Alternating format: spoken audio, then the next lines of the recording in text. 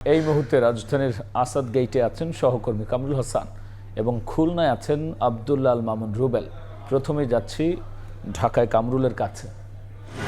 সকাল গড়িয়ে দুপুর গড়িয়ে বিকেল থেকে আর কিছুক্ষণ পরে সন্ধ্যা নামবে, কিন্তু এই আসাদ গেটের যেই তেলের পাম্পটি রয়েছে ঠিক সেই তেলের পাম্পে এখন পর্যন্ত যানবাহনের দীর্ঘ সারি আমরা দেখতে পাচ্ছি। আমরা এখানে আসার পর বেশ কিছু মোটরসাইকেল চালক এবং প্রাইভেট কারের যে চালকরা রয়েছেন তাদের সঙ্গে কথা বলেছি। তারা যেটি বলছেন, কেউ 2 ঘন্টা 3 ঘন্টা 4 ঘন্টা ধরে এই পাম্পে অবস্থান করছে। আপনারা জানেন যে বৈশ্বিক যে জ্বালানি সংকট চলছে, ঠিক সেই সংকটের প্রভাব কিন্তু বাংলাদেশেও পড়েছে।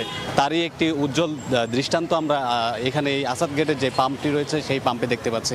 এখানে অধিকাংশ যারা বিশেষ করে মোটরসাইকেলের যারা জ্বালানি নিতে অপেক্ষা করছেন ঘন্টার পর ঘন্টা, তারা অনেকেই যে রাইড শেয়ার অর্থাৎ পাঠাওয়ের যে চালক তারা রয়েছেন এবং তারা বেশ বিষণ্ণতায় ভুগছেন, যেহেতু এইটির মাধ্যমে তাদের পারিবারিক যে রোজগার যে বিষয়টি সেটি অনিশ্চিত হয়ে পড়ছে। এখানকার বেশ ক্ষুব্ধ প্রতিক্রিয়াও কিন্তু জানিয়েছেন এই পাম্পে যারা তেল নিতে এসেছেন, বিশেষ করে মোটরসাইকেলের যে চালকরা।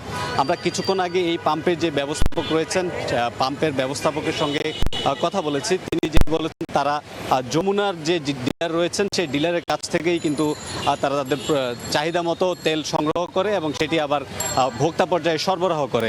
তিনি যেটি বলেছেন, তার এই পাম্পে প্রতিদিন 40,000 লিটার অকটেনের প্রয়োজন পড়ে। সেক্ষেত্রে তিনি তার যে চাহিদা সেই চাহিদার চেয়ে মাত্র 27,000 লিটার তারা পাচ্ছেন, অর্থাৎ 13,000 লিটার তেল কিন্তু তার সংকট রয়েছে। ঠিক সংকট নিয়ে তিনি আসলে কিভাবে গ্রাহকদেরকে সরবরাহ করবেন সেই বিষয় নিয়েও কিন্তু দুশ্চিন্তায় রয়েছেন। একটু জানাই, আপনারা জানেন যে জ্বালানি তেলের যে প্রভাব, সেই প্রভাবের কারণে ইতিমধ্যেই কিন্তু সরকারের পক্ষ থেকে নির্ধারিত অফিসের যেই কার্যসূচি, সেই অফিসের কার্যসূচিতেও কিন্তু পরিবর্তন আনা হয়েছে। অর্থাৎ যেই সকাল 9টা থেকে যে 5টার যে অফিস বিধি, সেই বিধি শেষ করে সকাল 3টায় নিয়ে আসা হয়েছে। তো এই ধরনের বেশ কিছু পরিবর্তন আনা হয়েছে জ্বালানি সংকটের কারণে। তো এই ছিল আমার কাছে আসাদ গেটের পেট্রোল পাম্প থেকে সবশেষ তথ্য।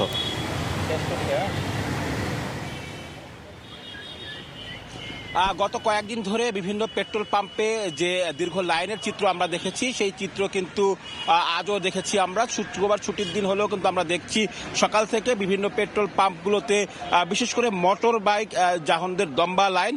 অনেকেই কিন্তু আসলে দীর্ঘ 2 ঘন্টা অপেক্ষা করে লাইন শেষ করে তেল পাচ্ছেন।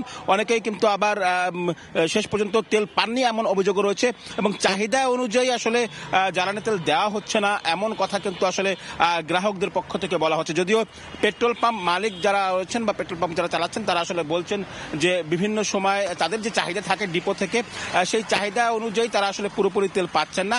যদিও ডিপো থেকে বলা হচ্ছে প্রতিদিনকার বা আগেরকার নিয়মের যে চাহিদা ছিল সেই চাহিদা অনুযায়ী আসলে পাম্পগুলোতে তেল সরবরাহ করা হচ্ছে। তবে বেশি পরিমাণে আসলে তেল বিক্রি হওয়ার কারণে কিন্তু আসলে নির্ধারিত সময়ের আগেই তেল শেষ হয়ে যাচ্ছে।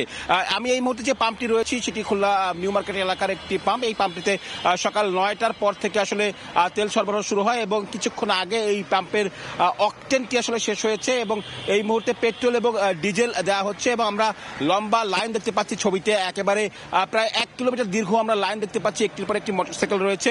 যদিও সবাই আসলে তেল পাবেন এই নিশ্চয়তা আসলে নেই। এখান থেকে আসলে বলা হচ্ছে যতক্ষণ আসলে তেল থাকবে ততক্ষণ সময় কিন্তু আসলে তেল দেওয়া হবে। এছাড়া খুলনা মহানগরের অন্যান্য পেট্রোল পাম্পগুলোর কথা যদি আমরা একটু বলি, সকাল থেকে আমরা বেশ কয়েকটি পেট্রোল পাম্পে ঘুরেছি। সেসব জায়গায় কিন্তু একই চিত্র দেখেছি, অর্থাৎ সকাল থেকে দীর্ঘ লাইন ছিল। একই রকম ভাবে আসলে তেল পেতে গ্রাহকদের নানা রকম কষ্ট হচ্ছিল, ভোগান্তি ছিল। তীব্র রোদ উপেক্ষা করে কিন্তু আসলে অনেকেই 1.5 ঘন্টা 2 ঘন্টা লাইনে দাঁড়িয়ে তবে শেষ পর্যন্ত তেল সংগ্রহ করতে পেরেছেন। এর মধ্যে কিন্তু বেশ কিছু পাম্পে আমরা তেল শেষ হতে যেতে দেখেছি এবং শেষ হয়ে যাওয়ার পর কিন্তু সেসব পাম্পে এখন আর তেল দেওয়া হচ্ছে না। অন্যদিকে যদি আমরা বলি, পাম্পের শৃঙ্খলার জন্য কিন্তু আমরা প্রত্যেকটি পাম্পে আমরা দেখেছি আইন শৃঙ্খলা বাহিনীর সদস্যরা রয়েছেন। এছাড়া যারা আসলে সরকারের পক্ষ থেকে ট্যাগ অফিসার নিয়োগ করা হয়েছে, তারাও কিন্তু আসলে বিভিন্ন পেট্রোল পাম্পে আসলে অবস্থান করেছেন এবং তারা আসলে সেখানকার পরিস্থিতি আসলে দেখভাল করছেন। এর পাশাপাশি যদি আমরা একটু বলি যে এই যে পেট্রোল পাম্পের তেলগুলো নিয়ে কিন্তু আমরা যদি আরো একটু বলি, সেটি হচ্ছে গিয়ে এখানে যদি ঠিকভাবে তেল সরবরাহ করা হচ্ছে কিনা বা কেউ মজুত করে রাখছে কিনা সেটা নিয়ে কিন্তু জেলা প্রশাসনের ম্যাজিস্ট্রেট কিন্তু বিভিন্ন পেট্রোল পাম্পে আসলে অভিযান চালাচ্ছেন। তো আমার কাছে এই ছিল খুলনা থেকে যে পেট্রোল পাম্প থেকে সবশেষ খবর। পেট্রোল পাম্পের সব শুনে আমরা সরাসরি ছিলাম খুলনা এবং ঢাকায়।